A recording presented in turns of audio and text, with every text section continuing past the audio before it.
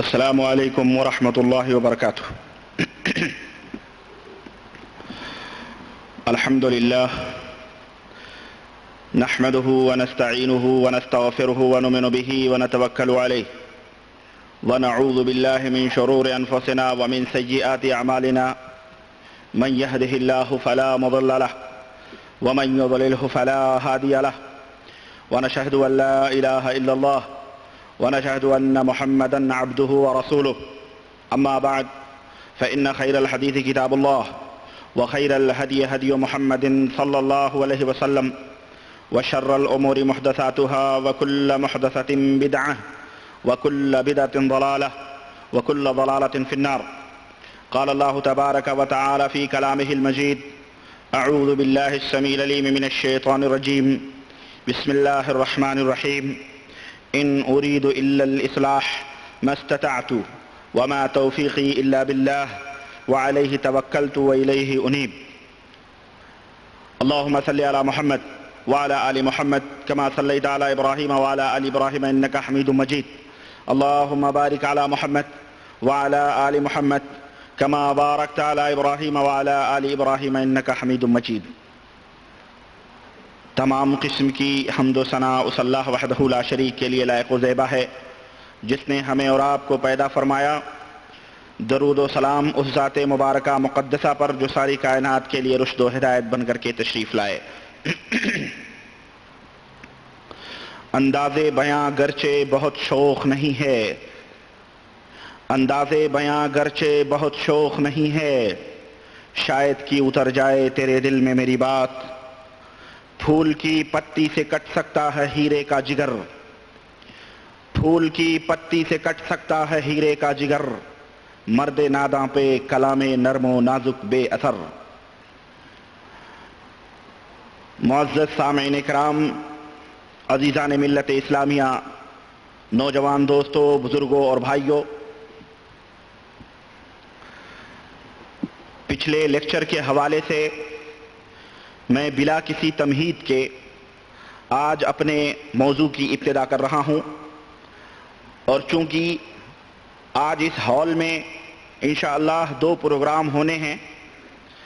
ایک پروگرام جو ہمیشہ چل رہا تھا اردو کا، اس کے بعد میں انشاءاللہ کیرلا زبان میں پروگرام ہوگا جس میں ہندوستان کے مائع ناز اور قابل احترام عالم اور قابل عزت شخصیت اور نہایت ہی بزرگ شخصیت شیخ عمر احمد مالاباری حفظہ اللہ جو ہندوستان سے تشریف لائے ہیں، ان کا بصیرت افروز بیان ہوگا کیرلا زبان میں۔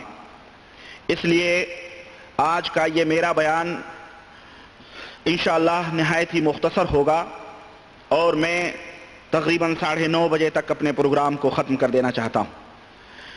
آپ حضرات سے درخواست ہے کہ آپ نہایت ہی سکون و اطمینان سے تشریف رکھیں، اور جیسا کہ آپ کو یہ بھی معلوم ہو چکا ہے کہ آج کے اس پروگرام میں میرا موضوع وہی پرانا ہے جس پہ میں نے پچھلے ہفتے تقریر کیا تھا، اور وہ ہے صوفیہ کے تعلق سے۔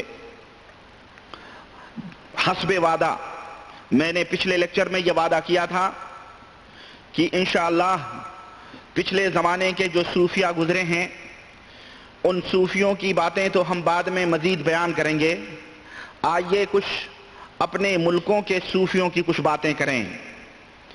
اور ہمارے ملکوں میں جنہیں اللہ کا مقام دیا گیا اور جن کی قبروں کو زیب و آرائش اور زیب و زینت دے کر کے جاہل عوام کو دھوکہ دیا جاتا ہے، اور لوگوں کے اندر شرک و کفر کو، بدعت و خرافات کو نہایت ہی تیزی کے ساتھ پھیلایا جاتا ہے۔ کبھی ان کی کرامتوں کے حوالے سے گفتگو ہوتی ہے، تو کبھی ان کے اخلاق کے حوالے سے گفتگو ہوتی ہے، کبھی ان کی زندگی کے اوپر روشنی ڈالی جاتی ہے، اور عجب العجائب باتیں ان کی زندگی سے متعلق جوڑی جاتی ہیں۔ کبھی ان کے مزاروں اور ان کی تربتوں سے لوگوں کو فیضیاب ہونے کی اور لوگوں کو مستفید ہونے کی دعوت دی جاتی ہے، تو کبھی کچھ تو کبھی کچھ، غرض جتنے منہ اتنی باتیں۔ لیکن اگر ان تمام کہنے والے اور بیان کرنے والے اور لکھنے والے لوگوں سے اگر آپ دریافت کریں اور پوچھیں کہ جناب عالی ہمیں ایک بات بتلائیں کہ جن بزرگوں کی کرامتیں آپ بیان کرتے ہیں اپنی تقریروں میں اور جن کے مزارات اور تربتوں کے حوالے سے آپ لوگوں کو دعوت دیتے ہیں، ہمیں یہ بتلائیں کہ ان کی یہ کرامتیں کیا یہ مبنی بر حقیقت ہیں، کیا یہ درست ہیں، اس کی سند کیا ہے، اس کے حوالے کیا ہیں؟ تو یقین جانیں آپ دیکھیں گے کہ وہ ادھر ادھر کی باتیں کرنا شروع کریں گے اور اپنی بغلیں جھانکنے لگیں گے۔ کوئی سند ان کرامتوں کی نہیں ہے۔ ہمیں یہ الزام دیا جاتا ہے، ہمارے اوپر یہ تہمت لگائی جاتی ہے کہ یہ بزرگوں کو نہیں مانتے، یہ اولیاء کرام کی عزتوں اور حرمت کو پامال کرتے ہیں، یہ بزرگان دین کے گستاخ ہیں، اور یہی نہیں بلکہ مدنی تاجدار جناب محمد الرسول اللہ صلی اللہ علیہ وسلم کی شان میں یہ گستاخی کرتے ہیں۔ یہ ایک ایسا الزام ہے، ایک ایسا بہتان ہے جو انشاءاللہ اس دنیا کے اندر تو کھل ہی رہا ہے، قیامت کے دن بھی انشاءاللہ اللہ کے سامنے ہمیں کھڑا ہونا ہے، اور انشاءاللہ انہیں بھی کھڑا ہونا پڑے گا، اور پھر اللہ رب العزت وہاں فیصلہ فرمائے گا۔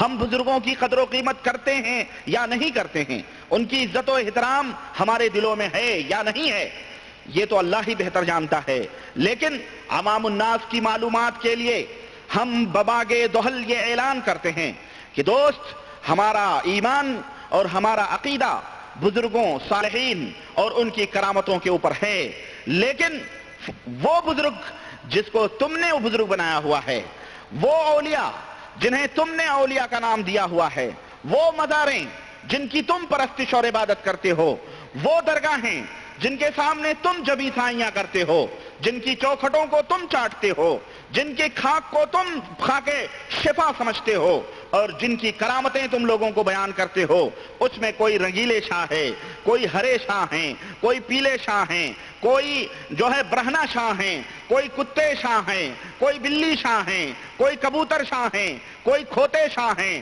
کہیں گھوڑوں کی پوجا ہوتی ہے، کہیں درختوں کی عبادت ہوتی ہے، کہیں بلیوں کے تربتوں کو خاک شفا سمجھا جاتا ہے، کہیں کچھ۔ ہمیں یقیناً ایسے اولیاء کرام نہ ہم انہیں اولیاء سمجھتے ہیں اور نہ ہی ہم انہیں اولیاء ان کی کرامتوں کے اوپر ایمان اور یقین رکھتے ہیں۔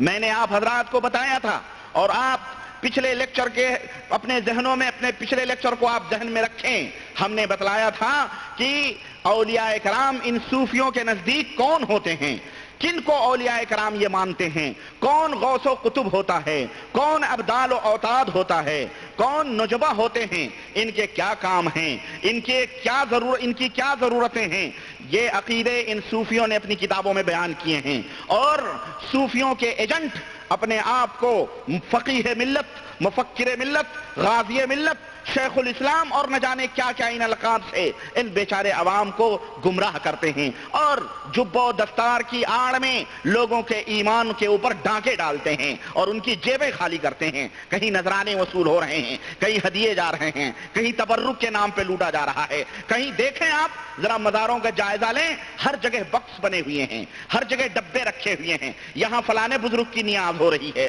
یہاں فلانے حضرت کے نام کے نذرانے ڈالو۔ اگر آپ کی جیب پیسوں سے بھری ہے، اللہ کی قسم آپ سیڑھیوں پہ چڑھتے چڑھتے مزار تک پہنچیں گے اور واپس آتے آتے آپ کی جیبیں خالی ہو جائیں گی۔ اگر آپ نے کچھ نہیں دیا تو آپ کو بڑی ہی تیکھی نظروں سے یہ مجاور، یہ سجادہ نشین اور یہ اولیاء اللہ کے ڈھونگی بنے ہوئے لوگ ڈھونگ دھتورے کرتے ہیں، اور لمبی لمبی داڑھیاں بڑھا کے اور چبے دستار پہن کے اور لوگوں کو گمراہ کرتے ہیں۔ آئیے میں اپنے ملکوں کے صوفیاؤں کا ذکر کروں اور اپنے ملکوں کے ان اولیاء کا ذکر کروں جنہیں میں کیا کہوں، میرے پاس جو حوالے موجود ہیں یا جو کتابیں میرے پاس موجود ہیں، ان کتابوں کے حوالوں سے تو مجھے اولیاء کہتے ہوئے بھی شرم آتی ہے، حیا آتی ہے کہ ان لوگوں کو انہوں نے ولی اللہ بنایا ہوا ہے۔ بعض جگہوں پہ تو کرامتیں بیان کی جاتی ہیں کہ حضرت مخدوم سمنانی کی چوجہ شریف حضرت محدث اعظم فلانے بزرگ ڈھکانے بزرگ تھے، ان کے دربار میں دودھ کی پتیلی لائی جا رہی تھی کہ حضرت کو دودھ پینے کے لیے پیش کیا جائے۔ اتنے میں کیا ہوا کہ حضرت کو گلاس میں دودھ دیا گیا، اور گلاس میں جب دودھ دیا گیا اور حضرت پینے چلے، جب تک ایک بلی نے جھپٹا مارا اور گلاس نیچے گر گیا۔ حضرت کو جلال آیا، کیونکہ اس ایک معصوم بلی نے گستاخی کی، حضرت کو جلال آیا تو حضرت نے نظر بھری، جلال بھری نظر اٹھائی، اتنے میں بلی نے وہ گرا ہوا دودھ پیا اور وہ مر گئی، بلی مر گئی۔ تب حضرت کو معلوم ہوا کہ ضرور اس دودھ میں کچھ نہ کچھ ملایا گیا ہے۔ چنانچہ پتیلی جب پلٹ کے دیکھی گئی تو اس میں ایک موٹی سی چھپکلی مری ہوئی ملی۔ اب حضرت نے فرمایا کہ یہ تو اس نے ہماری جان بچائی ہے اور یہ تو بڑی ہی محترم ہے۔ چنانچہ لوگوں نے یو پی کے اندر اس کا بھی مزار بنایا ہوا ہے کہ چوچا شریف ایک جگہ ہے، آپ دیکھیں اس کا بھی مزار بنا کے پوجا جا رہا ہے۔ جس طرح حضرت مخدوم سمنانی کے درگاہ کے اوپر نظر و نیاز چڑھائے جاتے ہیں، اسی طرح سے اس کے اوپر بھی نظر و نیاز چڑھائے جاتے ہیں، اس کا بھی عرس ہوتا ہے۔ میں تو یہ کہوں، میری تو جب یہ واقعہ میں نے سنا اور یہ کرامت سنی تو میرے ذہن میں بات آئی، میں نے کہا بھائی یہ بزرگ جو ہوئے ان سے تو کہیں زیادہ عالم الغیب وہ بلی ہو گئی۔ بزرگ جو لوگوں کی قسمتیں بیان کرتے ہیں، بزرگ جو لوگوں کو بیٹیاں دیتے ہیں، لوگوں کو اولاد دیتے ہیں، لوگوں کو روزیاں دیتے ہیں، شفا دیتے ہیں، لوگوں کو مصیبتوں سے بچاتے ہیں، ان سے کہیں زیادہ جانکار تو وہ بلی نکلی جس نے کہ حضرت کو تو دودھ میں پڑی ہوئی مری ہوئی چھپکلی کا علم نہیں ہوا لیکن وہ بلی جان گئی، تو اس کا مطلب وہ بلی بڑی مبارک ہوئی۔ تو پھر حضرت کی پوجا چھوڑ کے بلی کی پوجا، اس لیے حضرت کی بھی پوجا ہو رہی ہے اور بلی کی بھی پوجا ہو رہی ہے، بھینس سور کی بھی پوجا ہو رہی ہے، گھوڑے شاہ کی بھی پوجا ہو رہی ہے، یہاں تک کہ گھوڑوں کے بنے ہوئے نال سمجھتے ہیں نا، نال، اس نالوں کی بھی پوجا ہو رہی ہے، اسے بھی شفا سمجھا جاتا ہے۔ اور لوگوں کے درمیان یہ بیان کیا جاتا ہے کہ بزرگوں کے آثار اور بزرگوں کے جو تبرک ہیں ان سے شفا حاصل کرنا، ان سے شفا ہوتی ہے۔ بزرگوں کے جو تبرکات ہیں ان سے لوگوں کو شفا ہوتی ہے۔ اور دلیل کیا پیش کیا جاتا ہے پتہ ہے آپ کو؟ کہاں راجہ بھوج اور کہاں گنگوا تیلی۔ کچھ لوگوں نے ہم سے بیان کیا کہ بھائی صاحب آپ یہ جو مثل بیان کرتے ہیں کہ کہاں راجہ بھوج اور کہاں گنگوا تیلی، اس کے بعض لوگوں کی سمجھ میں یہ بات نہیں آتی ہے، لیکن میں آپ لوگوں کی معلومات کے لیے بتاؤں کہ جن لوگوں کے بارے میں یہ بات اور یہ مثل کہہ رہا ہوں وہ بہت اچھی طرح سے اس مثل کو سمجھتے ہیں اور جانتے ہیں کہ میرا مقصد اس مثل سے کیا ہے۔ راجہ بھوج، ایک بھوج کچھ ہے گجرات کے اندر، وہاں کا ایک راجہ تھا، اس کو راجہ بھوج کہا جاتا ہے۔ اور گنگوا تیلی بیچارہ غریب تیل پیرنے والا آپ جانتے ہی ہیں، اسے تیلی کہا جاتا ہے۔ تو اس نے کبھی راجہ بھوج کی برابری کا وہ دعویٰ کیا تھا، تو کسی نے کہا تھا کہاں راجہ بھوج اور کہاں گنگوا تیلی، یعنی چہ نسبت خاکرا با عالم پاک۔ فارسی میں کسی نے یہ مثل کہی کہ چہ نسبت خاکرا با عالم پاک، کہاں زمین کی مٹی اور کہاں آسمان کی وسعتیں، دونوں میں کیا نسبت ہے۔ تو یہ ہے اس مثل کا مقصد، سمجھ رہے ہیں آپ کہ کہاں یہ لوگ اور کہاں۔ اور دلیل کیا دی جاتی ہے کہ حضرت ایوب علیہ السلام کو جب بیماری ہوئی تھی اور وہ مرض میں مبتلا تھے تو اللہ تعالیٰ نے کہا تھا کہ زمین کے اوپر اپنے پاؤں مارو، اور اس پاؤں کی برکت سے وہاں چشمہ ابل پڑا۔ تو اللہ نے کہا اب اس پانی کو پیو بھی اور اس سے نہاؤ بھی، اور چنانچہ ایوب علیہ السلام نے اس کو پیا بھی اور اس سے نہایا بھی اور شفا بھی ہو گئی۔ کہتے ہیں کہ پانی کی وجہ سے حضرت ایوب علیہ السلام کو شفا ہوئی، تو کیا پانی خدا ہو گیا؟ پانی کے قطرے خدا ہو گئے؟ تو جو شفا، اب اس سے دلیل لی جاتی ہے کہ اس کا مطلب یہ ہوا کہ حضرت کے قدموں کی برکت سے وہ پانی نکلا، پانی حضرت کے قدموں کی برکت سے نکلا، تو وہ پانی تبرک ٹھہرا کس کا؟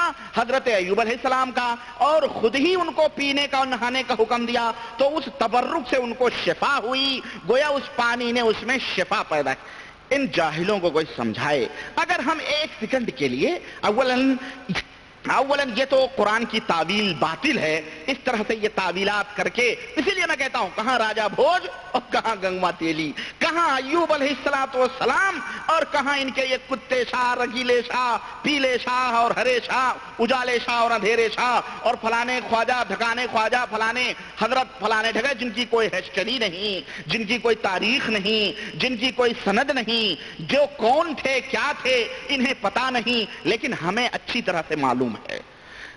بھلے ان بیچاروں کو پتہ نہ ہو لیکن ہمیں اچھی طرح سے معلوم ہے، کیوں؟ یہ کتابیں میرے پاس موجود ہیں، یہ کتابیں انہی کے پریس سے نکلی ہوئی، انہی کے معتقدین کی چھپائی ہوئی اور طباعت کی ہوئی یہ کتاب ہے۔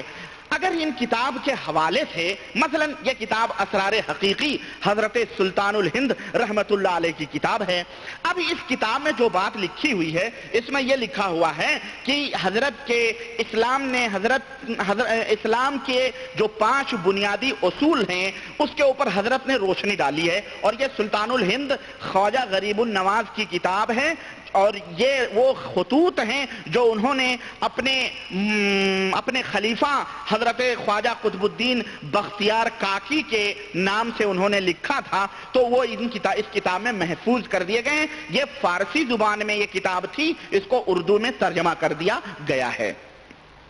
اگر ہم مان لیں، اولاً تم تو ان کے اوپر یقین بھی رکھتے ہو، اعتقاد بھی رکھتے ہو، یعنی جو قبروں کے پرستار ہیں، قبروں کی عبادت کرتے ہیں، پجاری ہیں بیچارے، یہ تو اس کتاب کے اوپر یقین بھی رکھتے ہیں۔ لیکن اگر اولیاء اللہ کی یہ صفات ہیں جو اس کتاب میں، اور ایک ولی اللہ وہ باتیں لکھ سکتا ہے جو اس کتاب میں موجود ہیں، تو حقیقت یہ ہے، میں نہیں کہتا ہوں، یہ کتاب کے حوالے سے میں بول رہا ہوں، حقیقت یہ ہے کہ ایک مومن آدمی ان باتوں کا تصور بھی اللہ کے اور نماز، روزے، حج اور زکوٰۃ کے بارے میں نہیں کر سکتا جو حضرت خواجہ غریب نواز نے اس کے اندر بیان کی ہیں۔ بلکہ اس طرح کا اظہار خیال کوئی زندیق اور کوئی مرتد اور کوئی اسلام سے خارج شخص ہی اسلام کے ارکان کی اس طرح سے تعویلات اور اس طرح سے تفصیلات بیان کر سکتا ہے۔ ایک مومن جسے ولایت کا مقام حاصل ہو اور حقیقی طور پر وہ ولی ہو، یقیناً وہ یہ باتیں نہیں کر سکتا ہے۔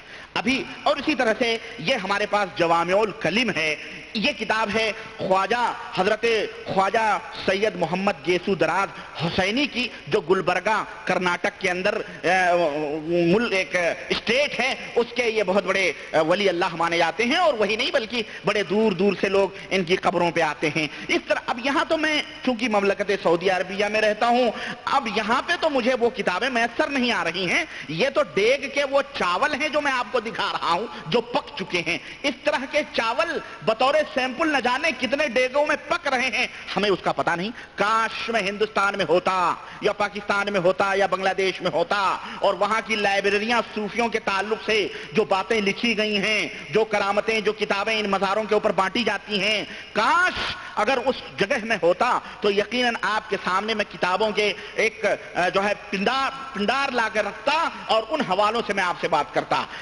کہ دیکھیں یہ عقیدے ہیں، یہ عقیدے ہیں، یہ عقیدے ہیں، اور اسلام کا یہ ایمان اور عقیدہ ہے، اسلام عقیدے کے تعلق سے یہ باتیں کر رہا ہے۔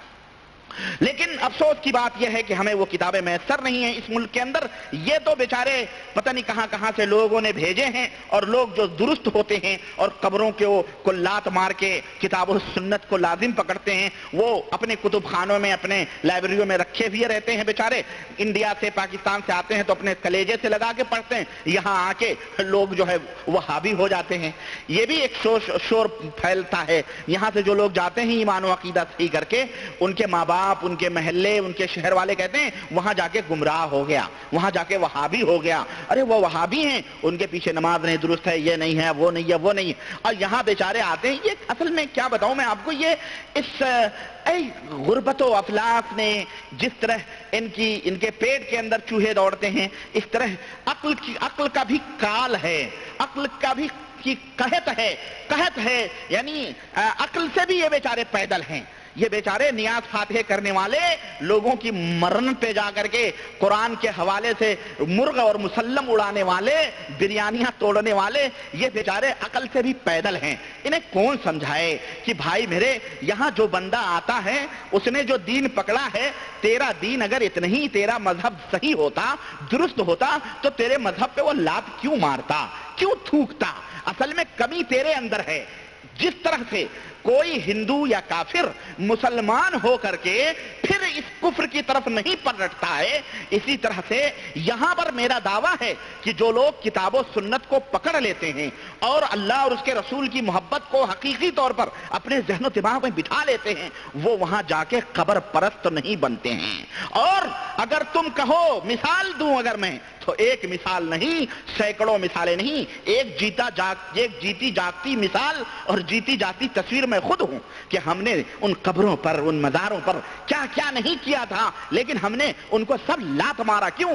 ہمیں علم نہیں تھا قرآن کا، ہمیں علم نہیں تھا احادیث کا، اللہ کے نبی نے کیا فرمایا ہے، اللہ وحدہ لا شریک کی کیا تعلیمات ہیں، ہمیں پتہ نہیں تھا. لیکن الحمدللہ جب ہم نے قرآن و سنت کو پڑھا، ان کے ترجموں کو پڑھا اور احادیث بخاری، مسلم، ترمذی، ابو داؤد ہم نے کھنگالا، ہم نے دیکھا ہمیں کہیں وہ تعلیمات نہیں مل رہی ہیں کہ نبی رحمت صلی اللہ علیہ وسلم نے بتلایا ہو کہ جاؤ فلانے کی چوکھٹوں کے اوپر، فلانے بزرگوں کی چوکھٹوں کو، بزرگوں کی صالحین کی چوکھٹوں کو چاٹو، ان کی قبروں کو پختہ بناؤ، ان کے اوپر دھونیاں رماؤ، ان کے اوپر قبے اور گنبدیں بنواؤ، ان کے اندر ایسیاں لگواؤ، ان کو جو ہے کیا کہتے ہیں ریشمی غلاف اور چادروں سے ان کے اوپر جو ہے زینت اور زیب کرو.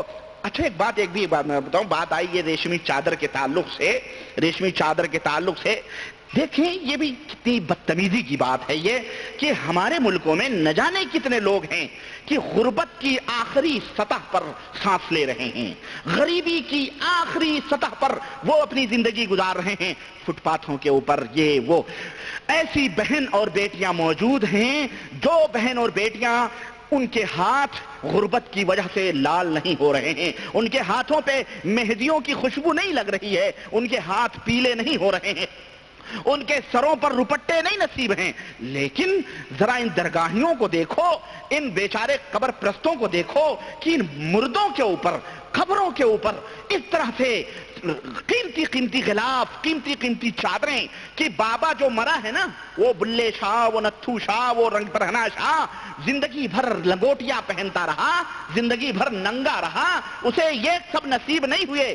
زندگی میں ریشمی کپڑا یوں بھی حرام ہے مسلمان کے لیے، مرنے کے بعد اس کی قبر پہ ریشمی چادریں چڑھائی جا رہی ہیں. اور دلیل کیا دی جا رہی ہے، میں آپ کو بتاؤں دلیل کیا دی جا رہی ہے مزاروں کے اوپر چادر چڑھانے کے لیے. کچھ لوگ اپنی طرف سے، اصل میں یہ لوگ سوالات گڑھتے ہیں پھر اس کے جوابات دیتے ہیں. ایک مولوی تقریر کر رہا تھا کہ کسی نے کہا کہ مزاروں کے اوپر چادریں چڑھاتے ہو، کیا تمہارے مردوں کو سردی لگتی ہے؟ میں سمجھتا ہوں یہ کوئی غیر معقول شخص ہی یہ بات کہہ سکتا ہے. بھئی قبر کے اندر وہ سو رہا ہے تو اوپر مٹی کے اوپر چادر چڑھانے سے اس کو کہاں گرمی؟ یہ جس نے بات کہی ہے وہ بیوقوف ہی رہا ہوگا. تو اس سے پتہ یہ خود اصل میں گڑھتے ہیں. اصل میں اس کو یہ نہیں پوچھنا چاہیے کہ قبر کے اوپر جو چادر چڑھاتے ہو کیا اس کو گرمی کیا اس کو سردی لگتی ہے؟ تو اس نے جواب دیا ہاں جنت کی ٹھنڈک، ٹھنڈی ٹھنڈی ہوائیں چلتی ہیں تو اس کو ٹھنڈی لگتی ہے، اس لیے ہم اپنے مردوں کو چادر چڑھاتے ہیں. یہ ایک جواب دیا اس نے، جو مولوی تھا کہا ہم نے یہ جواب دیا. اور پھر دوسرا جواب کیا دیا معلوم ہے آپ کو؟ اس نے کہا دیکھیں آپ دیکھیں، کہاں جوتا کہاں سر، مارے گھٹنا پھوٹے سر، کہاں راجہ بھوج کہاں گنگوا تیلی. وہ جواب کیا دیتا ہے؟ کہتا ہے میں ذرا پوچھوں تم سے، تم تو ہمارے بزرگوں کی مزاروں کے اوپر تم نے اعتراض کر دیا، ہمیں یہ بتلاؤ کہ خانہ کعبہ کے اوپر جو تم نے غلاف چڑھایا ہوا ہے کیا خانہ کعبہ کو ٹھنڈی لگتی ہے؟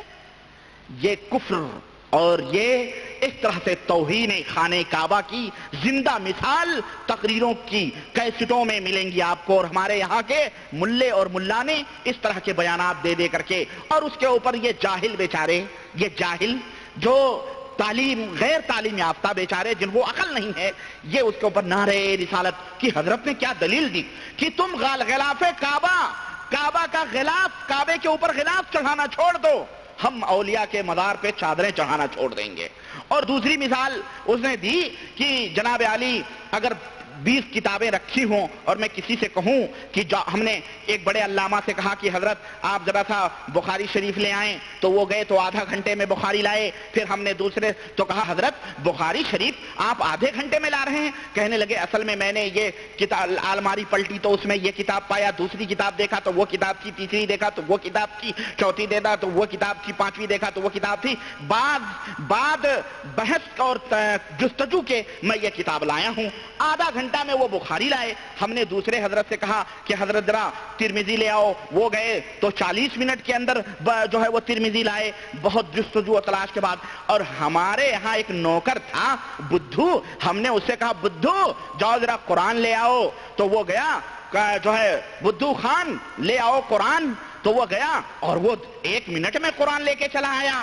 ہم نے کہا حضرت علامہ گئے آدھا گھنٹے میں بخاری لا رہے ہیں، وہ حضرت گئے 40 منٹ میں ترمذی لا رہے ہیں، اور تو 1 منٹ میں قرآن لے آیا۔ کہا حضور میں تو جاہل آدمی ہوں، اور میں نے کیا دیکھنا ہے، میں نے دیکھا جس کتاب کے اوپر سرخ غلاف یا غلاف چڑھا ہوا تھا، میں نے وہ کتاب لے آیا، مجھے کیا معلوم یہ قرآن ہے یا کیا۔ تو اس نے کہا کہ قرآن کے اوپر غلاف اس لیے چڑھایا جاتا ہے تاکہ لوگوں کو معلوم ہو یہ قرآن ہے، لوگوں کو پتا چلے یہ قرآن ہے۔ اسی طرح ولیوں کے قبروں کے اوپر چادریں اس لیے چڑھائی جاتی ہیں تاکہ گزرنے والے کو پتا چلے اور وہاں سے گزرنے والے کو معلوم ہو کہ یہ کوئی ولی کی قبر ہے، ولی کا مزار ہے۔ اس جاہل سے پوچھے کہ میرے بھائی، قرآن کے اوپر غلاف تو ہمارے یہاں ہی ملکوں ہی کے لوگ چڑھاتے ہیں، آپ دیکھیں ہمارے یہاں اصل میں وہ لوگ قرآن کے اوپر غلاف چڑھاتے ہیں جنہیں قرآن سے کوئی نسبت اور اس کے تعلق نہیں ہوتا۔ وہ لوگ کیا کرتے ہیں، مردے کے مرنے کے وقت قرآن کھولتے ہیں، یا صبح شام اگر بتی، جس طرح ہندو اپنے ویدوں اور اپنے مہابھارت اور کتابوں کے اوپر چڑھاتا ہے اور وہ اس کو کیا کہتے ہیں دھونی دے کر کے اس کو چوم چاٹ کے رکھ دیتا ہے، اسی طرح کے ہمارے یہاں کے مسلمان بھی جاہل وہ اس طرح سے کرتے ہیں، قرآن پڑھنے ان کو آتا نہیں، نہ قرآن سے تعلق ہے۔ لیکن جو لوگ قرآن پڑھتے ہیں، قرآن کو سمجھتے ہیں، آپ نے یہاں ہزاروں قرآن دیکھے ہوں گے، کہیں آپ نے غلاف دیکھا قرآن کے اوپر کہیں غلاف دیکھا؟ اصل میں پہلے ایک وصول بنایا جاتا ہے، پہلے ایک کلیہ بنایا جاتا ہے، ایک ضابطہ بنایا جاتا ہے کہ قرآن کے اوپر غلاف چڑھاؤ۔ اب قرآن کے اوپر کوئی ضروری ہے غلاف چڑھانا؟ مت چڑھاؤ، قرآن ہی رہے گا، غلاف چڑھانے کی کیا ضرورت ہے؟ قرآن تو قرآن ہی رہے گا، غلاف چڑھانے کی کیا ضرورت ہے؟ اور قرآن پہ غلاف چڑھانا یہ کوئی سنت یا فرض یا واجب یا کوئی مستحب یا کوئی ثواب کا کام نہیں ہے، کوئی ثواب کا کام نہیں ہے۔ قرآن رکھا ہوا ہے، اس کو پڑھنا یہ ثواب کا کام ہے، اس کو پڑھنا یہ۔ اور ایک شخص جو قرآن سے تعلق رکھتا ہے، جس کا قرآن سے جس کی نسبت ہے، اسے یہ تمام سب ہیلے حجت کی ضرورت نہیں ہے۔ تو یہ دلیلیں دی جاتی ہیں کہ ہماری معلومات کے لیے ضروری ہے کہ اس کے اوپر غلاف چڑھا ہو تو ہم سمجھیں گے یہ قرآن ہے، یہ قرآن سے دوری کا۔ تو اس طرح کی دلیلیں اول فول لوگوں کو دے کر کے، نعرے لگوا کے، اور لوگوں کو جو ہے کیا کہتے ہیں گمراہ کیا جاتا ہے۔ بہرحال میں بات لمبی نہیں کرنا چاہتا کیونکہ مجھے اپنی بات مختصر وقت میں ختم بھی کرنی ہے، دوسرا پروگرام شروع ہوگا انشاءاللہ تعالی۔ آئیے ہم سب سے پہلے ان بزرگ سے شروع کرتے ہیں جنہیں لوگ سلطان الہند کے نام سے یاد کرتے ہیں، اور خلیجی گلف وار کے اندر جب یہ خلیجی جنگ ہو رہی تھی، اس وقت ہمارے ملک کے ملانے جو تھے وہ باقاعدہ تقریروں کے اندر بیانات دیتے تھے کہ اے فلاں، اگر تو امیر ہے نا، اگر تو امیر ہے تو امیروں کا کیا ہے، وہ ہم غریب ہیں، تو امیر ہے، تیرا کوئی بھی تیرا امیروں کا کوئی امیر نواز نہیں ہے، اور ہم غریب ہیں، ہم غریبوں کا غریب النواز ہے۔ اور اس طرح کے نعرے، یعنی اس طرح کی باتیں کہہ کر کے لوگوں کو جو ہے ان کے جذبات سے لوگ کھیلتے ہیں۔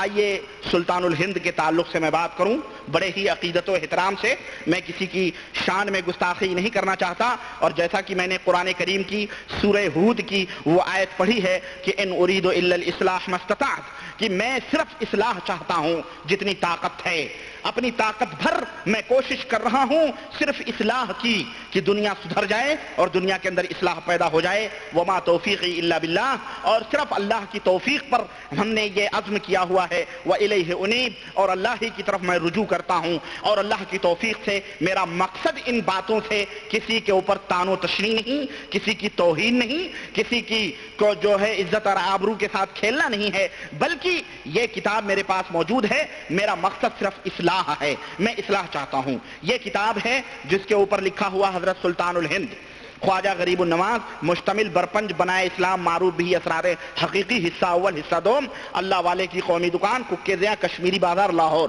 وہاں سے چھپی ہوئی یہ کتاب ہے۔ اس کتاب کے حوالے سے جیسا کہ میں نے آپ کو بتایا کہ یہ کتاب حضرت قطب الدین بختیار کاکی کے طرف خطوط بھیجے گئے تھے، وہ خطوط خواجہ غریب النواز نے لکھے تھے، اور ان میں چند باتیں ہیں وہ میں آپ کو بتانا چاہتا ہوں کہ اس دور کے صوفیہ اس دور کے جو اولیاء اپنے آپ کو کہتے ہیں ان کے کیا ایمان اور عقیدے ہیں اللہ کے تعلق سے، نبی کریم صلی اللہ علیہ وسلم کے تعلق سے، نماز اور روزے کے تعلق سے، حج اور زکوٰۃ کے تعلق سے۔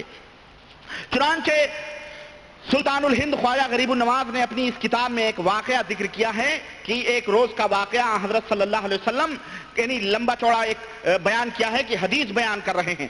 اس کتاب کے اندر انہوں نے حدیث کے حوالے سے یہ بیان دیا ہے کہ حضرت عمر سے، اب وہ تفصیل ہے کہ حضرت عمر کو کیا کہا کیا نہیں کہا وہ میں بیان کر چکا ہوں آپ کے سامنے۔ اسی طرح سے یہ کہہ رہے ہیں کہ سرور کائنات نے ارشاد فرمایا کہ اے عمر، لیس المؤمنون یجتمعون فی المساجد ویقولون لا الہ الا اللہ، کہ اے عمر مومن وہ نہیں ہیں جو مسجد میں جمع ہو کر لا الہ الا اللہ محمد الرسول اللہ پڑھتے ہیں۔ مومن وہ نہیں ہیں جو زبان سے لا الہ الا اللہ محمد الرسول اللہ پڑھتے ہیں اور مسجد میں جمع ہوتے ہیں، بلکہ انہیں خاک بھی پتہ نہیں ہے اس کلمے کا۔ تو انہوں نے کہا کہ حضرت اس کا مطلب کیا ہے؟ پھر کہتے ہیں کہ لا الہ الا اللہ میں پہلا کلمہ ہے لا یعنی نہیں، اور دوسرا ہے ہاں یعنی الا اللہ۔ تو ایک نیست ہے اور ایک است ہے، نہیں ہے اور ایک ہے۔ ان دونوں کا مطلب اور معنی سمجھنے کی کوشش کرو کہ ان کا یہ ہے اصل کلمہ لا الہ الا اللہ کا مقصد اور اس کا مطلب کیا مطلب ہے اس کا۔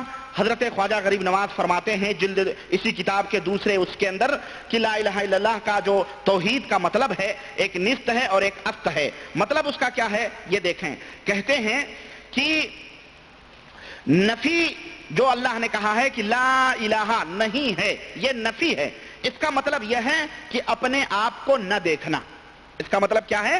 اپنے آپ کو نہ دیکھنا۔ اور الا اللہ سوائے اللہ کے، تو خواجہ غریب نواز فرماتے ہیں اس کا مطلب یہ ہے کہ اللہ تعالیٰ کو دیکھنا۔ پہلے جز کلمے کے پہلے جز کا مطلب ہے اپنے آپ کو نہ دیکھنا، اور دوسرے جز کا مطلب ہے کیا کہ اللہ کو دیکھنا۔ ان سے پوچھیں کہ حضرت یہ کون سی منطق ہے تمہاری؟ یہ کون سی منطق ہے کہ کلمہ توحید کی تم جو یہ تشریح کر رہے ہو؟ اللہ تعالیٰ تو یہ فرماتا ہے لا الہ الا اللہ، اللہ کے نبی نے یہ بتلایا، اپنی امت کے لوگوں کو بتلایا کہ اللہ کے سوا کوئی بھی معبود حقیقی نہیں ہے، سوائے اللہ وحدہ لا شریک کے، وہی عبادت و پرستش کا لائق ہے۔ ورنہ یہ عقیدہ کہ اللہ کے سوا کوئی نہیں ہے، اللہ ہے، تو یہ عقیدہ تو کفار و مشرکین بھی رکھتے تھے کہ اللہ ہے، اللہ خالق ہے، اللہ مالک ہے، اللہ رازق ہے، سب کچھ ہے۔ وہ تو تسلیم کرتے تھے اس بات کو۔ کہتے ہیں نہیں، اس کا مطلب ہے اللہ اپنے آپ کو نہ دیکھنا۔ گویا جو اپنے آپ کو دیکھ رہے تھے، دنیا کو دیکھ رہے تھے، شادی بیاہ کر رہے تھے، کھا پی رہے تھے، سب کچھ کر رہے تھے، صحابہ کرام ہوں کہ تابعین ہوں کہ صحابہ ہوں کہ ائمہ ہوں، یہ تمام سب اس کلمہ لا الہ الا اللہ کے معنی مفہوم سے واقف نہیں تھے۔ یہ حضرت خواجہ غریب النواز جو تھے بیچارے سلطان الہند، جو فارس سے آئے تھے اور جو فارسی زبان بولتے تھے، انہیں اس کا بہت زیادہ علم تھا۔ چنانچہ حضرت خواجہ غریب نواز فرماتے ہیں اپنی اس کتاب کے اندر، کہتے ہیں کہ حضرت عمر نے کہا کہ حضور تو پھر اس کلمہ طیبہ کا کیا اصل مقصد کیا ہے؟ تو کہہ رہے ہیں کہ اس کلمہ طیبہ کا اصل مقصد یہ ہے کہ جناب سید المرسلین نے فرمایا کہ کلمے کے معنی یہ ہے کہ سوائے ذات وحدہ لا شریک کے دنیا میں کوئی موجود نہیں ہے، اور محمد صلی اللہ علیہ وسلم یہ مظہر خدا ہیں۔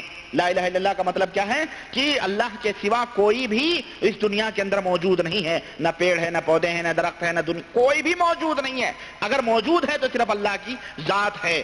اب ان سے اگر پوچھا جائے کہ تو پھر یہ دنیا وغیرہ کیا ہیں، تو کہتے ہیں یہ سب مظہر ہیں، یہ ذرے ذرے میں سب اللہ ہی اللہ ہے۔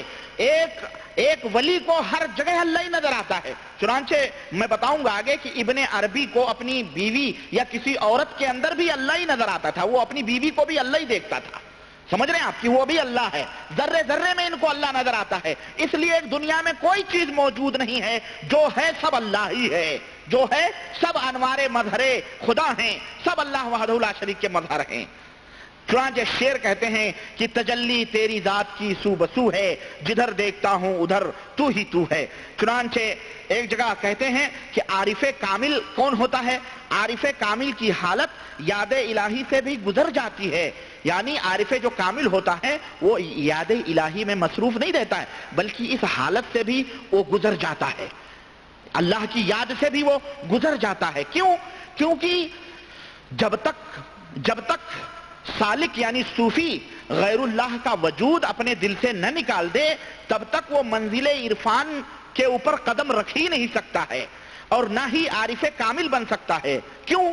اس لیے کہ ایک اللہ ہے اور دوسرے اس کی یاد ہے، اور یہ دونوں چیزیں مختلف ہیں. یعنی اللہ ہے اور اس کی یاد یہ غیر اللہ ہے. تو گویا ایک ہی دل کے اندر اللہ بھی ہے، غیر اللہ بھی ہے. یاد نکل گئی تب اللہ باقی رہتا ہے. سمجھ میں آ رہی بات؟ اگر یاد موجود ہے تو گویا غیر اللہ بھی اس کے دل کے اندر ہے، اور یہ کفر ہے. سمجھ رہے ہیں؟ اور یہ جو ہے کفر ہے. کہہ رہے ہیں کہ یہ کفر ہے کیونکہ یاد بھی ایک قسم کی دوئی ہے، اور دوئی عارفین کے نزدیک عین کفر ہے. یعنی یاد بھی کیا ہے؟ یہ اللہ کی ہم شکل ہے، اللہ کی ہمسر ہے. اگر اللہ کی یاد دل میں ہے تو یہ گویا اللہ کی غیر ہے.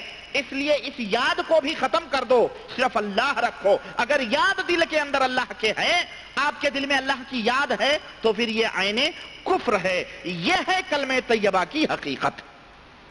یہ کون فرما رہا ہے؟ اللہ کے رسول. اللہ تعالیٰ نے قرآن کریم کے اندر فرمایا اذکرونی اذکرکم. اذکرونی اذکرکم، میرے بندو تو مجھے یاد کرو میں تمہیں یاد کروں. اس کا اللہ کون ہے؟ اللہ تو یہ کہہ رہا ہے کہ اذا ذکر اللہ وجلت قلوبہم، کہ اللہ کے نیک اور صالح بندے وہ ہیں کہ جب اللہ کی یاد آتی ہے انہیں، ان کے سامنے اللہ کا ذکر کیا جاتا ہے، تو قرآن کہتا ہے کہ ان کے دل بھر آتے ہیں، ان کے رونگٹے کھڑے ہو جاتے ہیں. اللہ اپنے قرآن میں یہ بات کہہ رہا ہے کہ میری یاد کرو، میری یاد سے غافل نہ ہو. الا بذکر اللہ تطمئن القلوب. اللہ تعالیٰ نے قرآن میں فرمایا کہ اے لوگو یاد رکھو، اس دل کو ہم نے بنایا ہے، اور اس دل کو اطمینان اور سکون کس سے ملے گا؟ الا بذکر اللہ، اللہ کی یاد سے، اللہ کی ذکر سے تمہارے دلوں کو سکون ملے گا، قرار ملے گا، چین ملے گا، اطمینان ملے گا. اور حضرت خواجہ غریب النواز کیا کہہ رہے ہیں کہ اللہ کی یاد یہ عین کفر ہے. اب آپ بتائیں یہ سلطان الہند کا خطاب دینے والے، اب لگاؤ نعرہ یا غریب النواز المدد، لگاؤ. یہ دیکھیں آپ کلمہ توحید کی حقیقت. یہ میری کتاب نہیں ہے، اور نہ ہی میں یہ بات کہتا ہوں کہ یہ غریب النواز اگر ولی اللہ تھے تو وہ بیچارے ایسی بات کہہ سکتے ہیں. کیوں؟ کوئی مومن کامل، کوئی ولی اللہ ایسی کفر کی بات نہیں کہہ سکتا ہے. اور اگر تم کہتے ہو نہیں یہ کتاب انہی کی ہے، انہوں نے کہی ہے، تو پھر یہ آدمی زندیق تھا، کافر تھا، دائرہ اسلام سے خارج تھا. حالانکہ میں یہ نہیں کہتا ہوں، میں یہ کہتا ہوں کہ اگر کوئی ولی اللہ ہے، اللہ کا ولی ہے، تو وہ قطعاً ایسی کفر کی بات نہیں کہہ سکتا ہے. یہ میرا ایمان کہتا ہے، یہ میرا عقیدہ کہتا ہے. اور اگر تم کہتے ہو کہ یہ میری کتاب ان کی ہے، تو بتاؤ پھر یہ کیا لکھا ہوا ہے خواجہ غریب النواز نے. اور دیکھیں نماز کی حقیقت بیان کر رہے ہیں. کہہ رہے ہیں کہ نماز دو قسم کی ہوتی ہے. ایک نماز وہ ہے جو علماء اور فقہا پڑھتے ہیں. امام ابو حنیفہ فقیہ تھے، امام شافعی فقیہ تھے، امام مالک فقیہ تھے، امام احمد بن حنبل فقیہ تھے، امام اسحاق، امام اوزاعی، یہ تمام جتنے بھی، امام بخاری، امام مسلم، امام ترمذی، امام نسائی، عالم بھی تھے، فقیہ بھی تھے.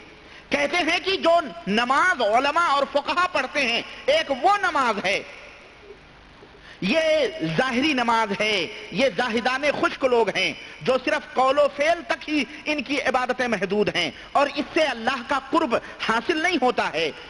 اس سے کیا ہوتا ہے؟ اللہ کا قرب حاصل نہیں ہوتا ہے. اور دوسری نماز جو ہے وہ صالحین کی، بزرگوں کی ہوتی ہے، جس نماز سے حقیقی نماز ہے وہ، جس سے اللہ کا قرب حاصل ہوتا ہے، جو اعمال سے، قول و فعل سے نہیں ادا ہوتی ہے، بلکہ کس سے ادا ہوتی ہے؟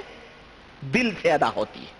ہاں، یعنی آپ، یعنی جو صحابہ، جو حضور صلی اللہ علیہ وسلم جو نماز پڑھاتے تھے پانچوں وقت کی، اور آپ نے باجماعت نماز کا جو حکم دیا اور لوگوں کو پڑھایا، صحابہ پڑھتے تھے، تابعین پڑھتے تھے، سب لوگ پڑھتے تھے، وہ جو قول و فعل سے نماز کو مانتے تھے، گویا وہ نماز اللہ تک نہیں پہنچاتی ہے.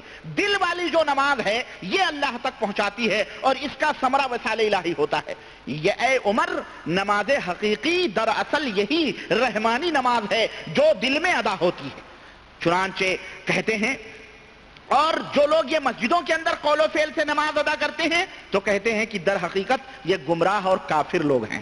ہاں لگاؤ نعرہ خواجہ غریب النواز کا. تم سب کے سب کافر ہو خواجہ غریب النواز کی نظر میں جو مسجدوں کو آباد کرتے ہو. اسی لیے آپ دیکھیں گے یہ قبر پرست جو ہیں بیچارے یہ زیادہ مسجدوں میں نہیں جاتے. نہیں, یہ تو کہتے ہیں بھی حضرت کا دامن پکڑ لو, نماز روزے سب معاف ہیں. ایک ایسی منزل آتی ہے جہاں ہم مجنون ہو جاتے ہیں, مجذوب ہو جاتے ہیں, جہاں ہمارے اوپر سارے تکلیفات شرعیہ, نماز روزے حج زکات سارے کے سارے ختم ہو جاتے ہیں. اسی لیے ان کو دیکھو بے نمازی ہوتے ہیں, نماز نہیں پڑھتے. ان کے علماء بھی نماز نہیں پڑھتے. ان کے اور جو علماء نہیں پڑھتے ہیں تو عوام الناس الا من رحم اللہ, بعض لوگ ہیں بیچارے جو نہیں جانتے ہیں. اگر انہیں بھی پتہ چل جائے کہ بھائی بیعت کا اور سلسلوں میں نقشبندی, قادری, چشتی, شہروردی یا حضرت اور سجادہ نشین کے ہاتھوں پہ بیعت کرنے کا یہ نتیجہ ہے کہ نمازوں سے فرصت مل جائے, تو پھر وہ بھی صاف کر دیتے ہیں. تو میرے عزیز, میرے دوست یہ کہہ رہے ہیں کہ وہ کافر اور گمراہ لوگ ہیں. انہیں چاہیے کہ کسی مرشد کامل کی صحبت میں رہ کر اپنے دل کو غرور نفسانیت کے خش و خاک سے پاک و صاف کریں, پھر معرفت الہی انہیں حاصل ہوگی. یہ دیکھیں خواجہ غریب نواز کی. چنانچہ کہہ رہے ہیں خوش قسمتی سے ایسا حقیقی نمازی, جیسا کہ حضرت بتا رہے ہیں, ایسا حقیقی نمازی ہزاروں لاکھوں میں سے ایک آدھ بھی مل جائے تو اس کی خدمت و صحبت اکثیر احمر سے بدرجہ بہتر ہے. نعوذ باللہ. یہ دیکھ رہے ہیں, خوش قسمتی سے ایک آدھ کوئی ایسا نمازی ہوگا جو رحمانی نماز ادا کر. اور حقیقت بھی ہے بھائی, اللہ تعالیٰ دور رکھے ایسی شیطانی نماز سے جس میں قول و فعل نہ ہو. جو نماز ہمیں اللہ کے نبی نے بتلائی کہ صلو کما رأیتمونی اصلی, تو اس میں رکوع بھی ہے, اس میں سجدے بھی ہیں, اس میں سورہ فاتحہ بھی ہے, اس میں دیگر سورتیں بھی ہیں, اس میں درود بھی ہے, اس کے اندر اور بھی دعائیں ہیں. ہمارے نبی نے ہمیں تسبیحات ہیں, ہمارے نبی نے ہمیں قول و فعل کے ذریعے اس طرح نماز پڑھنے کا طریقہ بتلایا. یہ خواجہ غریب النواز اپنے ماننے والوں کو کوئی رحمانی نماز بتلا رہے ہیں, شیطانی نماز کو رحمانیت کا لیبل لگا کے لوگوں کے اندر پھیلا رہے ہیں. کہہ رہے ہیں یہ دراصل گمراہ بت پرست لوگ ہیں جو اپنی بت پرستی پر نازا ہیں اور اپنے آپ کو نمازی شمار کرتے ہیں. ایسی بے حقیقت نماز سے کیا فائدہ ہے؟ اور دلیل پیش کر رہے ہیں. خواجہ غریب نواز کی دلیل دیکھو. کہہ رہے ہیں حدیث قدسی ہے, اور نعوذ باللہ یہ حدیث نہیں ہے بلکہ جھوٹی بات ہے. اللہ کے نبی کے اوپر یہ ولی اللہ بہتان لگا رہے ہیں. اگر یہ ولی اللہ تھے تو ہم یہ سب باتیں اس بنیاد پہ کہہ رہے ہیں تو کہ یہ ولی اللہ تھے تو یہ بہتان ہے. کیا کہ الانبیاء والاولیاء یصلون فی قلوبہم دائمون. کہتے ہیں انبیاء اور اولیاء ہمیشہ اپنے دل میں نماز پڑھتے ہیں. کس میں نماز پڑھتے ہیں؟ انبیاء اور اولیاء اپنے دل میں نماز پڑھتے ہیں, یعنی نماز حقیقی. چنانچہ نبی کریم صلی اللہ علیہ وسلم نے فرمایا, اب نماز دیکھو کیا ہوتی ہے ان کی, کہ صلاۃ الانبیاء والاولیاء حبس الحواس وعدد الانفاس. کہ انبیاء اور اولیاء کی نماز در حقیقت وہ نماز نہیں ہے جو تم سمجھتے ہو, بلکہ نماز وہ ہوتی ہے کہ جب وہ کہ نماز وہ ہے کہ جو حواس خمسہ جو ہے, یعنی سانس وغیرہ, حبس الحواس یعنی آنکھ, ناک, سانس وغیرہ, یہ یعنی حواس خمسہ یعنی قوت شامہ, یعنی سونگھنے کا, دیکھنے کا, سننے کا, چکھنے کا, یہ جو قوت ہے یہ تمام سب بند ہو جاتی ہے, اور ان کا ایک ایک سانس یاد الہی میں گزرتا ہے. ابھی تو یہ یاد الہی کو کفر کہہ رہے تھے, اور ابھی کہہ رہے ہیں یاد الہی میں ایک ایک سانس گزرتا ہے. تو پھر انبیاء اولیاء ان کے کہنے کے مطابق تو عین کفر میں ملوث تھے, نعوذ باللہ. ہے کہ نہیں؟ کیونکہ یاد الہی تو دوئی ہے, غیر اللہ ہے, اور غیر اللہ کو دل کے اندر رکھنا یہ تو کفر ہے, عین کفر ہے, جیسا کہ خواجہ صاحب بتلا رہے. المہم دیکھیں ان باتوں میں تضاد دیکھیں. تو کہہ رہے ہیں کہ اے عمر, نماز حقیقی رحمانی نماز ہے, اسی نماز سے پروردگار کا وصال حاصل ہوتا ہے. اے عمر, ذکر خفی اور نماز حقیقی یہ ترک وجود ہے, یعنی جو آہستگی کے ساتھ ذکر ہوتا ہے, اور جو حقیقی نماز ہے اس کا مطلب کیا ہے؟ اس کا مطلب ہے ترک وجود. اپنے آپ کو بھول جاؤ, اپنے آپ کو کچھ پاگل بن جاؤ, مجنون بن جاؤ, ترک وجود, سب کو چھوڑ دینا. یعنی عابدوں کی نماز جو ہوتی ہے, جو عابد اور زاہد علماء اور فقہاء ہیں, ان کی نماز سجدے اور سجود پر ہوتی ہے. لیکن شعر لکھا ہے کہ نماز زاہدہ سجدہ سجودت, نماز زاہدہ سجدہ سجودت, اور نماز عاشقاں ترک وجودت. کہ زاہدوں کی نماز سجدہ سجود ہے. عالم، فقیر، زاہد، عابد، گزار جو ہیں عبادت گزار، ان کی نمازیں سجدہ سجود ہیں. لیکن جو عابدوں کی نماز ہے وہ حقیقی نماز عاشقوں کی ترک وجودت، اپنے آپ کو بھول جانا ہے، اپنے آپ کو گم کر دینا ہے، یہ حقیقی نماز ہے. اے عمر دیکھیں، اللہ تعالیٰ کے سوا کسی کو موجود نہ سمجھنا، غیر اللہ کا وجود دل سے بالکل نکال دینا، یہی اصل نماز ہے. اور پھر ان سے پوچھا گیا کہ حضرت روزے کی حقیقت کیا ہے؟ تو کہنے ہیں روزہ یہ جو لوگ رکھتے ہیں کہ دن بھر بھوکے رہتے ہیں صبح سے شام تک، یہ روزہ حقیقی روزہ نہیں ہے، بلکہ یہ روزہ حقیقی روزہ نہیں ہے، بلکہ یہ روزہ جو ہے یہ لوگ اس لیے رکھتے ہیں تاکہ اللہ جنت دے. جنت کی لالچ میں، حوروں کی لالچ میں، جہنم سے ڈر کے لوگ یہ روزہ رکھتے ہیں. کہہ رہے ہیں کہ انسان اپنے دل کو تمام دینی اور دنیاوی خواہشات سے بند رکھے. یعنی خواہشات دینی کیا ہے؟ انسان خواہشات دینی کو چھوڑ دے. وہ کیا ہے؟ مثلا خواہشات جنت، حور وغیرہ، ان تمام سب کی خواہشات چھوڑ دے. عبد اور معبود کے درمیان یہ خواہشیں رکاوٹ بنتی ہیں، ان کے ہوتے ہوئے بندہ اپنے معبود حقیقی کا وصال حاصل نہیں کرتا ہے. اور اسی طرح سے قیامت کا خوف، جنت کی ہوس، آخرت کی فکر، یہ سب کیا ہیں؟ یہ سب روزے کو توڑنے والی چیزیں ہیں. نعوذ باللہ، نعوذ باللہ. یہ کس کی تعلیم ہے معلوم ہے آپ کو؟ سلطان الہند خواجہ غریب النماز، جو غریبوں کو نوازتے ہیں. یہ غریبوں والی نماز بتا رہے ہیں. کون والی؟ اور ہمارے ہاں کے غریب یوں بھی جھوپڑ پٹیوں میں رہنے والے، ہم دیکھ لیں آپ بامبے وغیرہ اور دیگر مقامات پہ، آپ لوگ جانتے ہیں شہروں کے رہنے والے ہیں، جھوپڑ پٹیوں میں رہنے والے مسجدوں میں کبھی حاضر نہیں ہوتے ہیں الا من رحم اللہ. بعض لوگ ہاں ہر جمعرات کو 11ویں کرانا، نیاز فاتحے کرانا وہ اچھی طرح سے نہیں بھولتے، لیکن نمازوں کے اوقات میں یہ دکانیں کھلی ہوئی ہیں، پان چل رہے ہیں، مسجدوں میں اذان ہو رہی ہے، کبھی نماز پڑھنے کے لیے نہیں جاتے. البتہ جب دکان سے اٹھیں گے تو مسجد میں جائیں گے، مؤذن کو کہیں گے یا امام صاحب کو کہ یہ 200 روپے رکھیں، بجلی کا بل ہم دے رہے ہیں، بجلی کا بل ہے یہ. اس طرح سے وہ سمجھتے ہیں کہ بس ہم ثواب لے لیے اور ہم جنت کو حاصل کر لیے. تو کہہ رہے ہیں خواجہ صاحب کہ جو تم جنت کی لالچ، حوروں کی لالچ، جہنم کا ڈر اور آخرت کی فکر جو تمہارے دلوں میں ہے، یہ چیز روزے کو توڑنے والی چیزیں. اللہ کے نبی یہ بتلائیں، اللہ کے رسول صلی اللہ علیہ وسلم یہ بتلائیں کہ روزے کو توڑنے والی چیزیں کھانا ہے، پینا ہے، جمع کرنا ہے، اور ان تمام سب چیزوں کا یہ ہے روزے کو توڑنے والی چیزیں. اور خواجہ صاحب کیا تعلیم دے رہے ہیں کہ جنت کی لالچ اگر اللہ کے نبی نے فرمایا، اللہ اکبر اللہ اکبر، کہ للصائم فرحتان. دیکھیں اللہ کے نبی کی تعلیم دیکھیں، آقا رحمت فرماتے ہیں للصائم فرحتان، روزے دار کے لیے دو خوشیاں ہیں.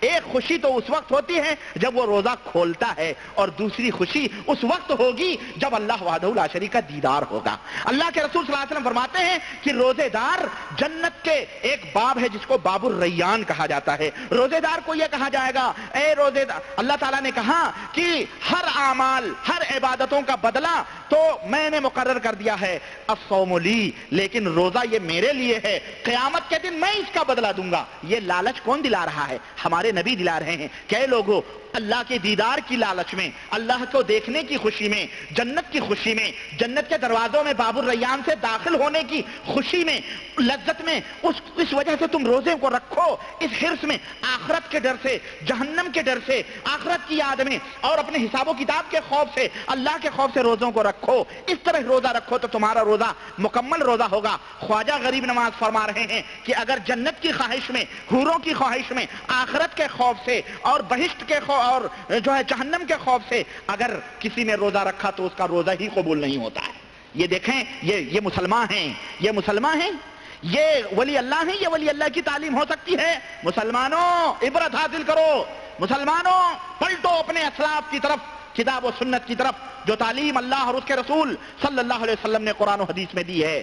ہاں ہمارے منہ کو نہ کھلواؤ، ہم پہ ظاہر ہے تمہارا باطن، ہم پہ ظاہر ہے تمہارا باطن. منہ نہ کھلواؤ، میں وہاں بھی ہوں. منہ نہ کھلواؤ ورنہ نہ جانے کتنے کتنے لوگوں کے پردوں کو میں چاک کروں گا، اور نہ جانے کتنے کتنے لوگوں کو میں برہنہ پیر جو قبروں میں سوئے تمہیں ان کے پوجا کر رہے ہو، ہم انہیں یقینی طور پہ ننگا کر دیں گے عوام الناس کے سامنے. جو تم ولیوں کی آڑ میں لوگوں کے جیبوں پہ ڈاکے ڈال رہے ہو، اللہ سے ڈرو اور اللہ سے توبہ کرو. تو یہ تو چند روزے کی حقیقت، اور آگے بھی اور حقیقتیں ہیں. میں انشاءاللہ تعالی انہیں بھی آپ حضرات کے سامنے لانے کی کوشش کروں گا. پھر بندہ گیسو دراز کی یہ حقیقت، اور یہ شیعہ تھا پرلے درجے کا زندیق، شیعہ لونڈے باز. میں بتاؤں گا، یہ کتاب کا حوالہ ہے میرے ذمے اور یہ دلیلیں میرے ذمے ہیں، میں انشاءاللہ آپ کے سامنے لاؤں گا. تو میرے عزیز، میرے دوست، چونکہ دوسرا پروگرام ہونے والا ہے، اس لیے میں اپنی بات کو یہیں ختم کرنا چاہتا ہوں. اور کیرلا زبان میں، جیسا کہ میں نے آپ کو بتلایا کہ ہندوستان کی مائع ناز شخصیت اور بہت ہی عظیم ہستی حضرت فضیلت الشیخ عمر احمد ملاباری حفظہ اللہ تشریف لائے ہیں ہندوستان سے. ان کا پروگرام ہوگا، ان کی تقریر ہوگی. ظاہر ہے اگر آپ لوگ کیرلا سمجھتے ہیں تو اہلاً و سہلاً تشریف رکھیں، نہیں سمجھتے ہیں تو بھی مجلس کے آداب کا ایک طریقہ یہ بھی ہوتا ہے کہ ایسے عظیم شخصیت کو دیکھنا بھی ایک قسم سے ثواب کا کام ہوتا ہے. اس لیے ان کی صحبتوں میں، ان کی مجلسوں میں بیٹھ کے کچھ سیکھ نہیں سکتے اگر، تو ان کو دیکھ بھی لیں تو بڑے ہی اس کی بات ہے، کیونکہ ایسی شخصیتیں بہت کم ملتی ہیں. تو دوستوں، میں اپنی بات کو ختم کر رہا ہوں اور اللہ سے دعا کرتا ہوں کہ اللہ تعالی ہمیں اور آپ کو نیک عمل کرنے کی توفیق عطا فرمائے اور ہم سب کو کتاب و سنت پہ چلنے کی توفیق عطا فرمائے. آمین یا رب العالمین. اور آپ حضرات سے درخواست ہے کہ اگر آپ کی کوئی ضرورت نہ ہو بیکار کی تو آپ حضرات تشریف رکھیں، بیٹھیں اور سنیں، کم از کم دیکھیں کہ کیا فرما رہے ہیں. اور میں اپنے کسی بھائی کیرلا والے سے درخواست کروں گا کہ اگر اردو جانتے ہیں تو ہمیں بھی ٹرانسلیشن کر کے کم از کم بتائیں کہ شیخ کیا فرما رہے ہیں، ہمارے لیے بھی نصیحت. اسلام میں جھوٹ کی اہمیت کیا ہے؟ کیا بوقت ضرورت جھوٹ کہہ سکتے ہیں؟ جھوٹ اسلام کے اندر حرام ہے. جھوٹ اسلام کے اندر حرام ہے. اور منافقین کی نشانیوں میں سے یہ نشانی بتائی گئی ہے کہ جب وہ بات کرے تو وہ جھوٹ بولے. اور یہ مطلب جھوٹ کی وہ ہے، حرام ہے. جھوٹ بولنے والا حرام گویا کی کام کرتا ہے. اور جھوٹ کیا وقت ضرورت جھوٹ کہہ سکتے ہیں؟ جھوٹ اللہ کے نبی صلی اللہ علیہ وسلم نے فرمایا ہے کہ 3 مقامات پہ جھوٹ بولنا جائز ہے. 3 مقامات پہ جھوٹ بولنا جائز ہے. ایک مقام 2 بھائی ہیں، 2 دوست ہیں، ان میں کسی وجہ سے دشمنی شیطان نے ڈال دی ہے. آپ دونوں دوستوں میں یا بھائیوں میں یا 2 برادریوں میں یا 2 خاندانوں میں یا 2 ملکوں میں، آپ دائرہ وسیع کر لیں، 2 گاؤں میں، 2 چودھریوں میں، 2 وسیع کر لیں. البتہ دشمنیاں 2 ہی میں ہوتی ہیں.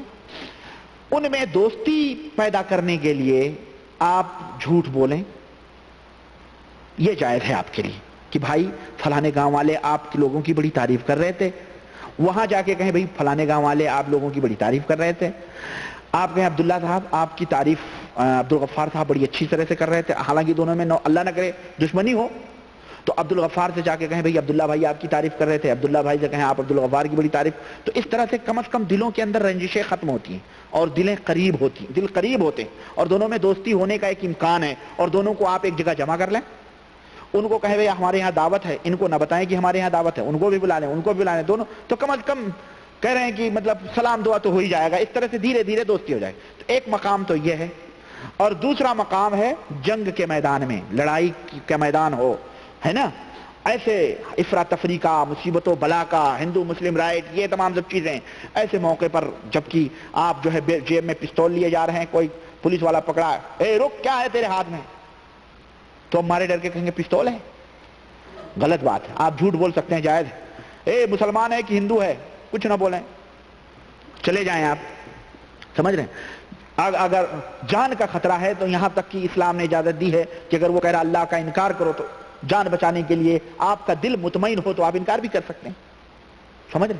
تو جنگ کے موقعوں پر جنگ ہو رہی ہے اور دشمن آپ کے پیچھے ہے، آپ دشمن کو جو ہے کیا کہتے ہیں ادھر سے ادھر پھیرا ڈال کے جھوٹ بول سکتے ہیں. آپ کو ادھر جانا ہے، آپ کہہ رہے ہیں ہم ادھر جا رہے ہیں. دشمن پوچھ رہا کہاں جا رہے ہو، کہہ رہے ہیں ادھر تو ادھر. تو جنگ کے میدانوں میں جھوٹ بولنا جائز ہے. تو یہ 2 دوستوں میں دشمنی ہو تو ان کے اندر دوستی کرانے کے لیے اور جنگوں میں جھوٹ بول سکتے ہیں، جائز ہے. اور تیسری چیز ہے تو یہ تو خاص مواقع ہوتے ہیں.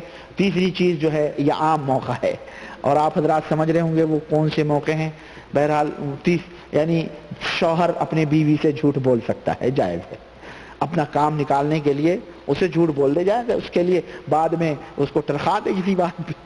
اب یہ بات جو ہے اگر آپ عورت کو بتا دیں گے تو پھر تو مشکل ہو جائے گی. پھر تو آپ کی سچ باتوں کو بھی وہ برا مانے، وہ جھوٹ کہے گی تو جھوٹ بول رہے ہو. اسی لیے عورتوں کی فطرت ہوتی ہے وہ شوہروں کی باتوں پہ جو ہے کیا کہتے ہیں جلدی یقین نہیں کرتی ہیں. کیوں؟ وہ سمجھتی ہیں یہ کوئی نہ کوئی داؤں چل رہے ہوں گے. ایک صحابی رسول تھے صلی اللہ علیہ وسلم، وہ نبی کریم صلی اللہ علیہ وسلم کے پاس دوڑے دوڑے آئے. حضور نے کہا کیا ہوا؟ کہا حضور میری ایک لونڈی تھی، میں اس کے ساتھ سویا ہوا تھا، اب میری بیوی پتہ نہیں کہاں سے گھومتے گھومتے آ گئی اور اس نے دیکھ لیا، اور اس نے دیکھا تو جو ہے میں فوراً ہڑبڑا کے اٹھا اور اپنا مطلب کپڑا وپڑا درست کر کھڑا ہو گیا. اس نے کہا کہاں تم کیا کر رہے تھے؟ بولے کچھ نہیں، بس ایسے ہی بیٹھا تھا. بولے نہیں میں بیوی ہوں، مجھے چھوڑ کے تم ایک لونڈی کے پاس سوئے تھے؟ بولے نہیں میں نے کچھ نہیں کیا، میں بیٹھا تھا، میں اس کمرے میں ضرور تھا، میں نے کچھ کیا نہیں. کہا تو بیوی نے کہا اچھا ٹھیک ہے، اگر تم کچھ نہیں کیے تو قرآن پڑھو، قرآن پڑھو. تو اب ظاہر ہے اس حالت میں تو قرآن نہیں پڑھ سکتے. تو حضور صلی اللہ علیہ وسلم نے پوچھا، ہنسنے لگے حضور صلی اللہ علیہ وسلم. تو آپ نے پوچھا یہ بتاؤ تم نے کیا کیا پھر؟ کہا حضور مجھے جاہلیت کے زمانے کا ایک شعر یاد تھا، میں نے وہ شعر پڑھ دیا.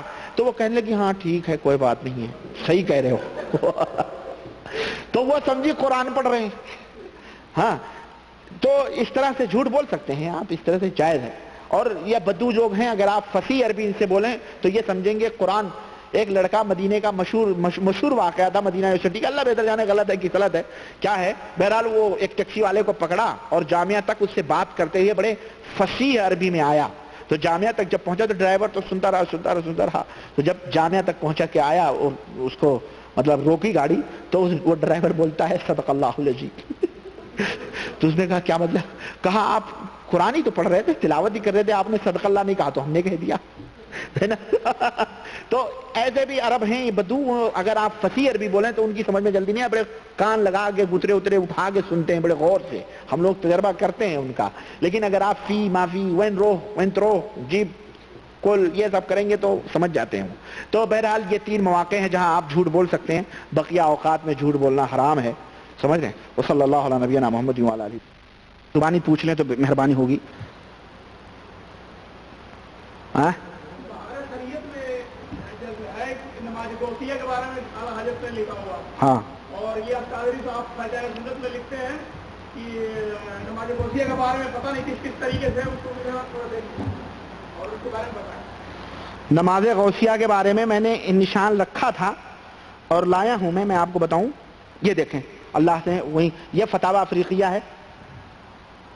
شمس الدین صاحب ذرا توجہ کے ساتھ. ہاں یہ فتاوی افریقیہ ہے جناب علی احمد رضا خان صاحب کا، اور یہ 134 صفحہ، اور فاروقیہ بک ڈپو جامع مسجد دلی، ناشر مٹیا محل جامع مسجد دلی. اس کے اندر جو ہے لکھا ہوا ہے کہ حضور پرنور سیدنا غوث اعظم رضی اللہ تعالیٰ عنہ ارشاد فرماتے ہیں من استغاث بی فی قربت کشفت عنہ ومن ناد باسمی فی شدت فرجت عنہ ومن توسل بی الی اللہ عز وجل في حاجته قضيته له ومن صلى ركعتين يقرأ في كل ركعة بعد الفاتحة سورة الإخلاص 11 مرة ثم يصلي على رسول الله صلى الله عليه وسلم بعد السلام ويسلم عليه ثم يخطو إلى جهة العراق 11 خطوة يذكر فيها اسمي ويذكر حاجته فإنها تقضى.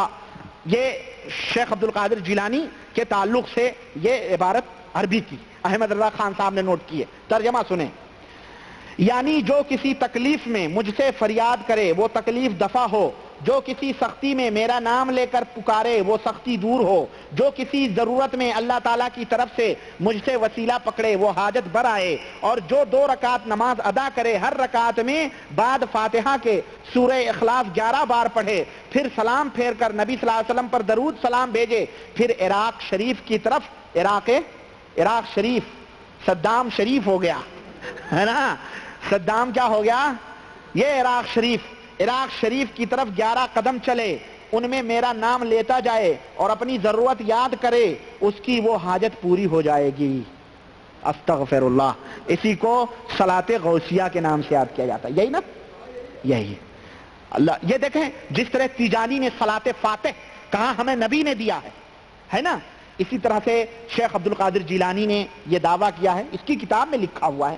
اگر شیخ عبدالقادر جیلانی ویسے تو دعویٰ نہیں کر سکتے، وہ بہت ہی عظیم امام تھے، محدث تھے رحمت اللہ تعالی علیہ، اللہ ان کی قبر کو نور سے منور فرمائے، ایک بہت بڑے عالم تھے، لیکن اس مجدد دین بدعت اور اس خبیث نے ان کی طرف یہ عبارت منقول کر کے کہی ہے، نقل کی ہے اور کہا ہے یہ شیخ عبد القادر نے فرمایا ہے۔ یہ سراسر شیخ عبد القادر کے اوپر بہتان ہے۔ شیخ عبد القادر متبع سنت تھے اور ان لوگوں کو جہنمی قرار دیتے ہیں۔ شیخ عبد القادر نے جو گنیت الطالبین میں ان لوگوں کو جہنمی کہا ہے۔ کیا کہا ہے؟ حوالہ میرے ذمے، آئندہ خطبے میں انشاءاللہ تعالی، آئندہ لیکچر میں انشاءاللہ تعالی میں اس کو لاؤں گا۔ ایسے لوگوں کو جہنمی قرار دیا ہے، یہ جہنم کے کتے ہوں گے یہ لوگ۔ میرا حوالہ میرے ذمے، اور نبی اور اسی کتاب کے حوالے سے حوالہ میرے ذمے احمد رضا نے لکھا ہے کہ جو بدعت کرے وہ جہنم کا کتا ہوگا۔ یہ تو سب سے بڑے بدعتیوں کے امام ہیں یہ تو امام، اور پھر یہ اپنے آپ کو دنیا میں کتا کہہ رہے ہیں نا، اپنے آپ کو دنیا میں کتا کہہ رہے ہیں نا، کہہ رہے ہیں نا کہ تجھ سے کتے ہزار پھرتے ہیں، کوئی کیوں پوچھے تیری بات رضا، تجھ سے کتے ہزار پھرتے ہیں، تو کتا مدینے میں پھر رہا، تیرے جیسے کتے بہت پھرتے ہیں نعوذ باللہ۔ اس کی تشریح میں کر چکا ہوں۔ تو یہ ہے صلاۃ غوثیہ۔ اللہ کے رسول صلی اللہ علیہ وسلم نے دعوت تبلیغ الگ الگ جگہوں پر جا کر دی ہے یا نہیں؟ بے شک اللہ کے رسول صلی اللہ علیہ وسلم نے الگ الگ جگہوں پر، کبھی قافلوں میں، کبھی خیموں میں، آپ صلی اللہ علیہ وسلم حج کے موسم میں حاجیوں کے خیموں میں جاتے تھے اور انہیں توحید کی دعوت دیتے تھے، اللہ کی طرف انہیں بلاتے تھے اور توحید کی طرف انہیں بلاتے تھے، بے شک دیتے تھے۔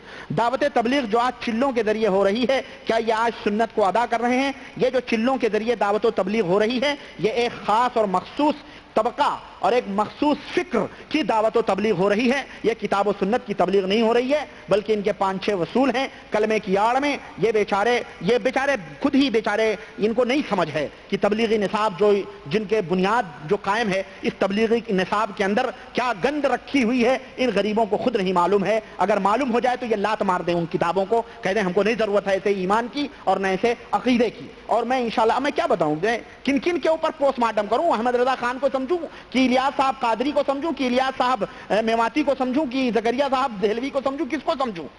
ہاں، ایک حمام میں نے ایک دن کہا تھا سارے ننگے نظر آتے ہیں۔ عقیدہ جو بریلویوں کا وہی ان بیچاروں کا بھی کتابوں میں موجود ہے، ان کی کتابوں میں موجود ہے۔ تو میرے عزیزوں، میرے دوستوں اور بھائیوں، کہنے کا مطلب یہ ہے کہ آپ ان کتابوں کو پڑھیں، خود دیکھیں۔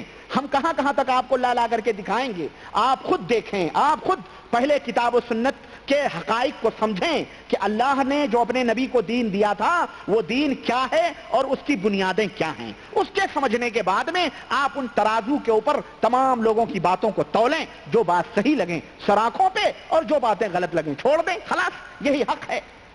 تو جو یہ سنت نہیں ادا ہو رہی ہے، بلکہ ان کے اخلاص کے اندر ہمیں کوئی شک نہیں، یہ مخلص ہیں، اپنے حسن نیت سے بیچارے کرتے ہیں، لیکن ان کا جو طریقہ ہے، ان کا جو جس چیز کی طرف یہ دعوت دیتے ہیں اور جو یہ طریقے اپنائے ہوئے ہیں، یہ سراسر باطل ہیں، سراسر گمراہیت ہیں، اور ان کا نتیجہ ابتدا سنت سے ضرور ہوتی ہے لیکن ان کی انتہا بدعت پہ جا کے ہوتی ہے۔ اور چنانچہ مولانا انعام الحسن جو مر گئے، جو سابق امیر تھے یہ تبلیغی جماعت کے، ان کی کیسٹ میرے پاس موجود ہے، اور انہوں نے جو بیعت لی ہے، اب بیعت کے اوپر ان کی بھی بات یاد آ گئی، انہوں نے جو بیعت لی ہے ان کی آواز میں انشاءاللہ اللہ نے توفیق دی، کوئی بھائی ٹیلی فون کر دینا، میں وہ کیسٹ لے کے آؤں گا، میرے پاس جدے سے آئی ہے، ان کی آواز میں باقاعدے وہ بیعت لے رہے ہیں، اور بیعت لینے کے دوران وہ تلقین کر رہے ہیں کلمات کی، کچھ وظیفے کی، کچھ چیزوں کی، کرتے کرتے اخیر میں کہتے ہیں کہ میں بیعت لے رہا ہوں، تو لوگ کہتے ہیں میں بیعت لے رہا ہوں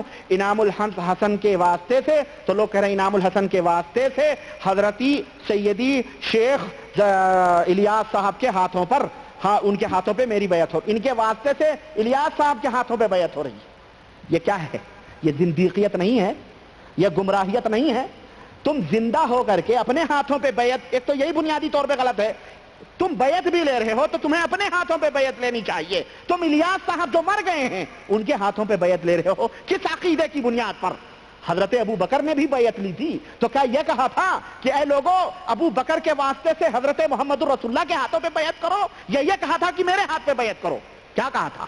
حضرت عمر رضی اللہ عنہ نے کہا تھا کہ میں آپ کے ہاتھوں پہ بیعت کر رہا ہوں۔ یہ ہے شرعی طریقہ، لیکن گمراہیت کا، دلالت کا، بدعتیت کا، خرافیت کا طریقہ یہ ہے جو انعام الحسن صاحب کی کیسٹ کے اندر موجود ہے، اور میرے پاس انشاءاللہ آئندہ ہفتے اگر آپ نے یاد دلایا تو میں انشاءاللہ تعالی وہ شہادت پیش کرنے کے لیے حاضر۔ سمجھ میں آئی بات؟ تو یہ ضلالت اور گمراہیت ہے. ایک خاص طبقے کی طرف دعوت دی جاتی ہے, سب کو حنفی بنانے کی ایک سازش کی جا رہی ہے کہ دنیا میں سب کو کلمے کی آڑ میں سب کو لے کے مسجد میں گھسا کے اور سب کو کہو بس وہ جاہل بیچارے تو ہوتے ہی, انہیں تو دین دنیا سے خبر ہی نہیں, ان کو بس وہی رٹایا جاتا ہے. نہ سنڈاس میں جاؤ تو ننگے سر مت جاؤ, کھانا کھاؤ تو ننگے سر کھانا مت کھاؤ. یہ ان کو سنت بتائی جا رہی ہے جس کا سنت میں کہیں وجود بھی نہیں.